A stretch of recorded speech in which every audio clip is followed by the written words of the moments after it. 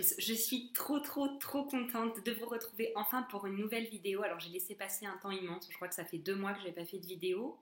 Pour cette nouvelle vidéo, j'ai choisi de vous présenter ma pile à lire qui est très petite pour le Cold Winter Challenge.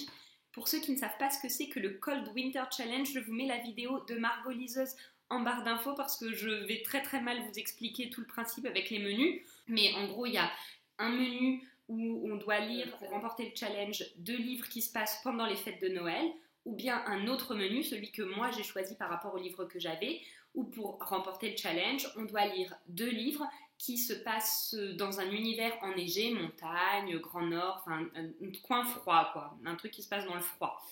Dans Les Pas de l'ours d'Emeric Fissé, là c'est vraiment un récit de voyage donc d'Emeric Fissé qui a parcouru l'Alaska du nord au sud.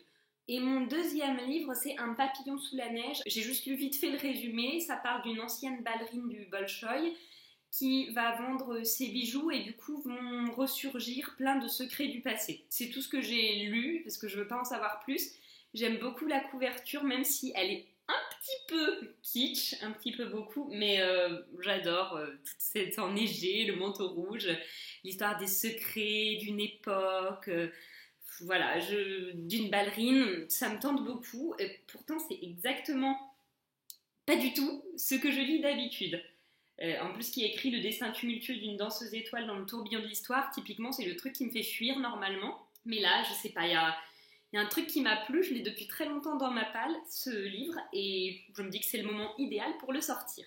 Ça, c'est les 2 livres qui fonctionnent bien avec le Cold Winter Challenge, et les autres livres, vous allez vous dire, mais c'est quoi le rapport? Eh bien, il n'y en a pas, il n'y a aucun rapport, mais c'est des livres que j'ai envie de lire à cette période. Le premier, histoire de voir que c'est vraiment aucun rapport, c'est 1Q84, le tome 2, qui se déroule de juillet à septembre. Pas du tout en hiver, mais j'ai trop envie de le lire, et puis on va dire que sur la couverture on dirait des flocons, en fait, je pense. Ensuite, j'ai aussi choisi de lire Un bonheur parfait de James Salter. Ils forment un couple envié de tous, elle si belle, lui si élégant, leur bonheur semble parfait, mais la perfection est-elle vraiment de ce monde? Je ne sais pas de quoi ça parle, mais pourquoi je l'ai choisi? Pour une très simple raison, c'est parce que en le feuilletant, pour essayer, parce que dans ma bibliothèque j'ai essayé de trouver des livres quand même un petit peu en rapport avec l'hiver, mais en le feuilletant je suis tombée sur une page où il parle, ah bah voilà, je l'ai, chapitre 4, première phrase, l'hiver est là, le froid vif, la neige crisse sous les pas avec un bruit soyeux, mélancolique. Parfait! Cold Winter Challenge! Et mon dernier livre, c'est Journal d'un vampire en pyjama de Mathias Malzieu. Donc c'est un livre dont on a énormément parlé. En fait, Mathias Malzieu a retracé dans ce livre son expérience de la maladie. Alors, je ne l'ai pas du tout lu et j'ai regardé aucun avis, parce que tout le monde en a parlé, mais je n'ai pas vraiment regardé d'avis.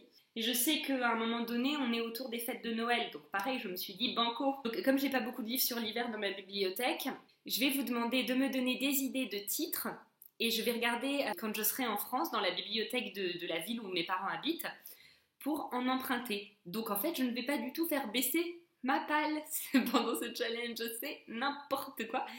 Je vous prépare quelques petites vidéos, notamment une sur les marchés de Noël ici dans ma ville en Allemagne.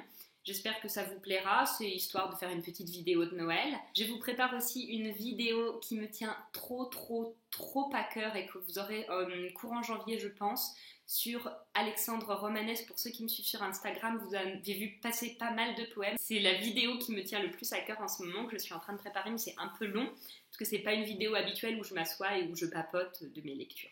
On se retrouve très vite pour un update lecture. En attendant, passez de belles lectures et je vous fais des gros bisous. Bye!